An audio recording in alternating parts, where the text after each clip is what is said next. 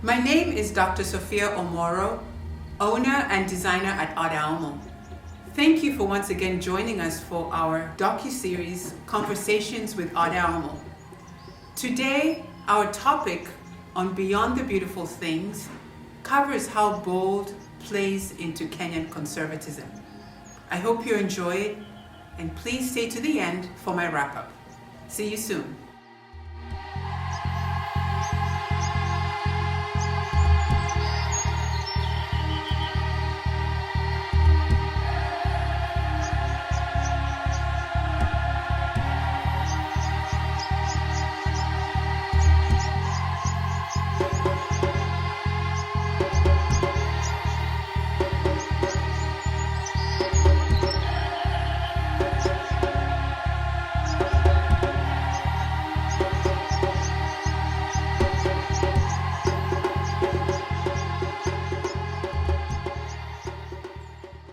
Honestly, people, and I'm talking to the crew here, this girl is one of my dearest friends, and you're really a quiet powerhouse, Ami, Doshi Shah. You're an artist and a jewelry maker, except that your jewelry is nowhere near ordinary. Your work has been featured in Vogue Portugal, Vogue Brazil, Vogue Czech Republic, and I'm sure I've missed a couple of other Vogues. Have I missed some? Have I missed some others? I know you're not. Vogue India. Vogue India. You've won multiple international awards and received countless accolades. Former UK Prime Minister Theresa May wore your signature torque piece when she was here for a state visit. I think it was in 2019. And in spite of all this, you're still the humblest person I know, Ami. Thank you. Thank you. Thank you. Thank you for being here, though. Thank you, Ami. Now, your work is arguably simply just art. It's bold and it's pretty unapologetic about it. I would like to know that term bold for you. Is that positive or is it negative? I think that there's two sides of it because bold can apply to an aesthetic kind of principle, but it can also apply to an approach to life. So um, I would say that I merit value in both, but I think I am much more comfortable in the space of being bold when it comes to aesthetic choices, particularly with jewelry. Yeah. Tell us about where your work is sold, your jewelry. So I sell in London and soon to sell in Lagos and soon to sell in Accra. And I sell in Kenya as well. But I think that the approach for me has always been a little bit of a kind of more organic growth for the work that I do. So, yeah, so it is sold internationally, but it's also sold in Kenya. Now, you and I both being Kenyan, here at home, bold is kind of frowned upon. There's this encouragement of conformity to a very sort of rigid standard of beauty, and this sort of sense of not encouraging personal expression. What do you think about that? I mean, do you feel that as well here?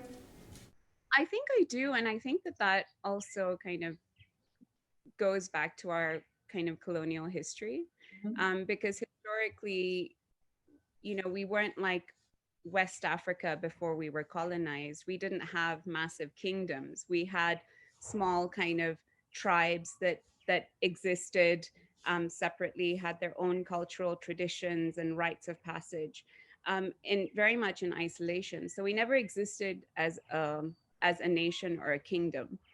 And I think that we also had no pre-written kind of history before colonialism. We had oral history, and so I think that what colonialism essentially did, particularly in Kenya, because of the nature of the way that we existed before colonialism, was that it essentially wrote a history for us that was entirely based on uh, like colonial and European conformity. So when that happened, and when we were colonized by the British, our kind of traditions, our cultural traditions, our clothing traditions was as much as possible written away and taken away. And we started wearing trousers and shirts And and skirts suits. and suits, exactly.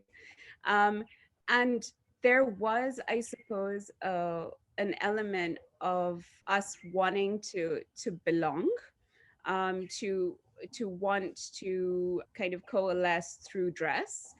And when that happened, I think that we continued in that legacy even after independence to some level, because how do you bring people together that have different traditions, different practices, different tribes? And that was coming together through dressing and through education. And so we have been very comfortable living in a conformist society, Right. because that has become our tradition. That has become the narrative that we are very, very comfortable sitting in. So I think that that is kind of the root for, and what I think we'll talk about later, how East Africa or even Kenya is so different from other parts of the continent. Exactly. I mean, you had mentioned West Africa, where I grew up in Côte d'Ivoire, in Abidjan, where it's entirely the opposite. I mean, they were colonized by the French, right? But they somehow managed to maintain this real pride for their national dress, for the textures and the vibrant fabrics of their pan, they call it, their African print, the jewelry.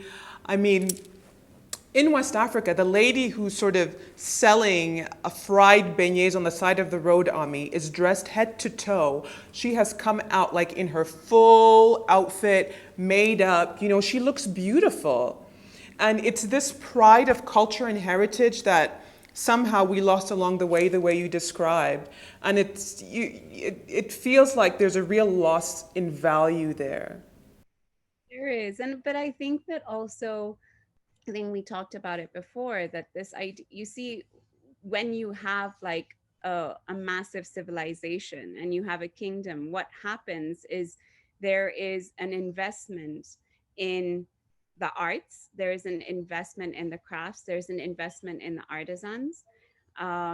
Like you look at Benin and you look at kind of the metalwork and that kind of stuff that they have made, the carvings, it is phenomenal. But that only also would have been nurtured. Of course, the talent was always there, but it could have only been nurtured if someone was allowed to be able to focus on that part of their craft, right? And that craft was lauded and that craft was appreciated and that craft was consumed, right?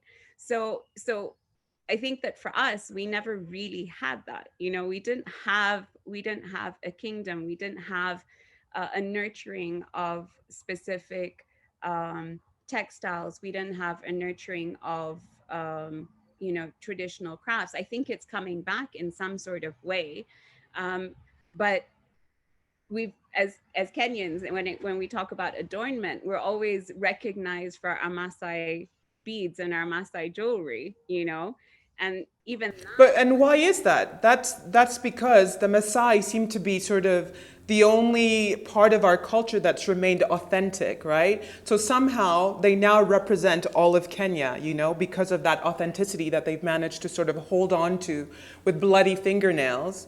But it's also such a narrow representation of who we are as Kenyans, right? And it's almost becoming cliche, right? It's not a true representation of who we are.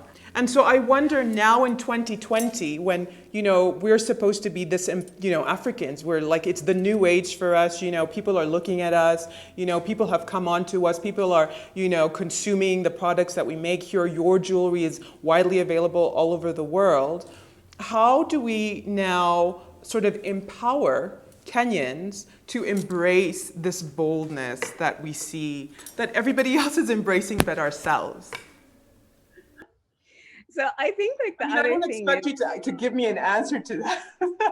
I think I know exactly what you're saying. I think that the thing is that even culturally, we live in a perpetual state of humility. Like if you see people who are very outspoken or wear very outspoken clothing, it's kind of frowned upon. You do your own thing, you Right. do it quietly, you do it humbly. And I think that that is a beautiful quality. But I also think that that has led us to, I suppose, just not being able to make a decision or even push forward an agenda of national dress.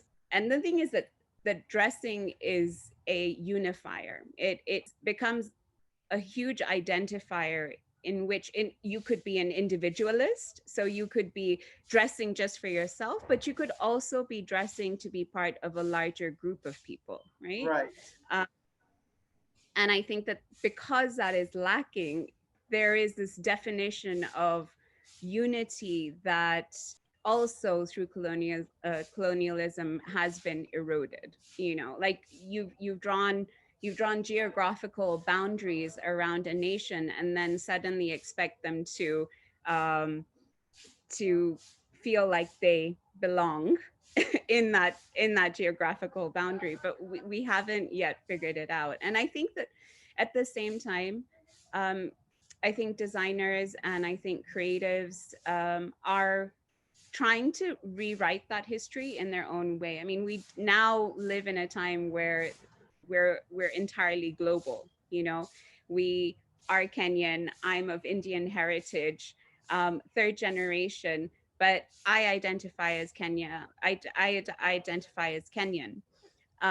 But we are, I don't know, like we're so connected to the world now. And so I think our responsibility as designers is to kind of dispel so many of the myths of of who we are in the way that we dress and what we make and what we put out into the world. So I think that we might not ever get to a point where we have a national dress, but we might get to a point where Kenya is recognized for the incredible craftsmanship, for the incredible design sense, for our natural beauty, um, in a different way, And so I think, yeah, I mean, like even the Maasai beads were essentially trade beads from the Czechs, like. That's true, yeah. I mean, there's this incredible global internet interconnectedness, even, historically, yeah. That the Maasai beads were historically manufactured in the Czech Republic, shipped over here, and then the Maasai made jewelry and clothing from it, and then it became their signature sort of a symbol for the Maasai. It's really interesting. Even the shuka is like a Scottish kilt, Yeah, that's the it's tartan, right? exactly the But tartan kilt. listen, I don't want us to run out of time. I want us to talk about women because I think women are especially sort of judged for our sartorial choices, especially when it comes from a position of being bold, whatever that means, whether it's, being adorned in really dramatic and bold jewelry or whether it's, wearing silhouettes that are, nonconformist. But how do you think women can use the term bold and make it an empowering place for them to be? I think that the time for women has, we've definitely come of age, and we're still continuing to do so. I think that in terms of dressing, it's so funny because in as much as Kenyan women might not feel as bold in terms of their clothing choices, I've always found that women, Kenyan women, have been particularly bold in their jewelry choices, Um, I mean, even like when you think about how women, this standard of beauty, it's even beyond just clothing. Weaves or wigs or high heels or makeup, all these sort of narrow definitions of, this standard of beauty that comes from God knows where, that women universally feel pressure to conform to. I mean, When is the time gonna come where women just don't feel like we just don't feel like we need to do that shit anymore? Also, I mean, me included, like I remember when I was younger, I would regularly blow dry my hair straight like a white girl. I remember growing up and my mom being like, we need to literally pull and stretch your hair and comb it so tight so that the curls come out. Um, and so I think that we all we we also have in our heads, and we've been fed this consistently, an idealized version of beauty. And it is predominantly, I'm going to say this and it's going to be very What? controversial, but yeah, What? it's totally based on white beauty. It's and I think now is the point at where we're coming to a point where we're like, okay, we can recognize um, whatever we have been given, and appreciate that for what it is. I remember you had locks for so many years and they were the most beautiful locks ever. At some point you decided to just shave it off, um and I remember having a conversation with you and you were like, this is so liberating, just not having to fuss about like my hair all the time. And yours was still natural. That is a natural way that your hair could be styled. But Right. with blow dries and straightening, and yeah, it's exhausting. It really And that's not a judgment on people who are not naturalistas like me or you. It's not a judgment on that. The whole point, all of this is to say that you should be your authentic self, right? You shouldn't be pressured to, conform to some vague standard of beauty that has been set by people who look nothing like us. Personal expression, boldness is about being true to who you are as a black person, as a person of Indian heritage, as a white person, whatever it may be, with confidence and it is about like the individualism. I think that yeah, we are not necessarily in Kenya going to dress as a tribe or as a nation. Maybe, I mean, I'm hoping that one day we will, but for now that's not happening. But I think that if we laud the approach to dressing and behavior as individuals, and we appreciate that approach, I think that that is just going to open up so many things for us. And I think we are also very judgmental. who we is? we are I think as people, and I think even as women to each other, we're Yeah, very yeah, yeah, judgmental. yeah. we're And very we're our own harshest critics, and I think that that's changing. I see that there's a lot more community around entrepreneurship, around creativity, um, amongst women, and that is fantastic to see as well.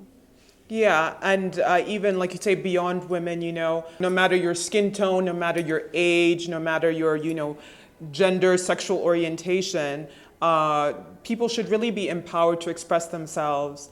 And hopefully in Kenya, especially post COVID, there's an ideological shift where people can just be who they want to be, just, do you. Life is too short. I agree. Yeah, and I think that comfort definitely comes with age as well. Yeah, that is definitely true. The older you are and have a better understanding about where you're from, have a better grasp of, the things that when you make more money and you're able to, invest in more pieces like the pieces that you make, Ami, those are investment pieces. You can buy from you, find out who you are as the producer of it, and having that information sort of empowers you as a consumer. I agree completely. Couldn't have said it better. So, I mean, I think you and I are very much on the same page. That bold fashion definitely has a place in our lives, a place to empower us, a place to sort of express who we are as individuals, as a culture, And if everybody else is celebrating us, we should be celebrating ourselves, right? We should really be learning to love ourselves. Yes, absolutely. We are what we wear, like from an individual level and also as a society. So I think that yeah, it's 100% correct what you're saying. You know, the time, if there is ever a time Now. when there's such, yeah, exactly, when there's such a huge spotlight on what's happening on the continent and in our country, um, this is the time to be bold. Yeah. Thank you, Ami. I love you, You're kid. so You're a real one. Thank you so Thanks. much. I really appreciate, like, yeah, the opportunity to be able to speak. All right. I'll call you later. Let's talk. Bye, sweetie. Bye. See you.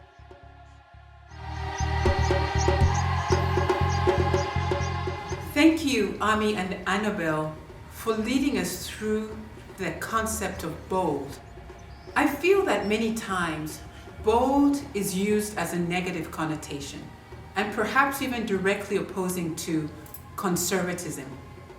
But bold can be beautiful as an expression.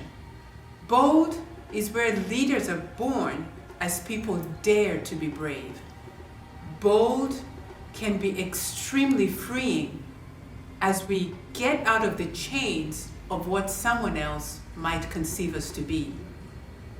Thank you, and join us for the next conversation with Ada Omo, Beyond the Beautiful Things.